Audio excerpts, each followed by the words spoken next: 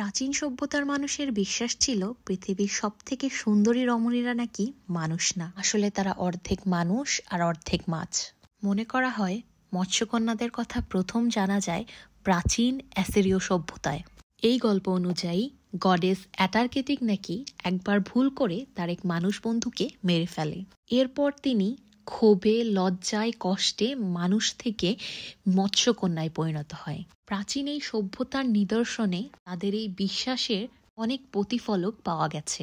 প্রাচীন গ্রিক সাহিত্যে সাইরেন নামে এক ধরনের সামুদ্রিক প্রাণীর নাম শোনা যায়। অনেকেই মনে করে এই সাইরেনই মৎস্যকন্যা কিংবা জলপরী। সাইরেনরা নাকি সুন্দরী মৎস্যকন্যা সেজে সমুদ্রের পাড়ে এসে খুব মিষ্টি গলায় গান গায়, আর সেই গানের সুর ধরে নাবিকরা পৌঁছে যায় পথভ্রষ্ট হয়ে অন্যদিকে, আর তখনই তারা জাহাজ আক্রমণ করে সবাইকে মেরে ফেলে, তাহলে নিয়ে যায় সমুদ্রের তলদেশে থাকা তাদের প্রাসাদ পল্লীতে। মৎস্যকন্যা দেখেছেন এর মধ্যে প্রথম নামের তালিকায় আসে বিখ্যাত নাবিক কলম্বাস। দুয়ের অস্তিত্বের প্রমাণ চাক্ষুষভাবে বিশ্ববাসীর কাছে আজও কেউ দিতে পারেনি। আপনার কি মনে হয় আসলেই মৎস্যকন্যা আছে?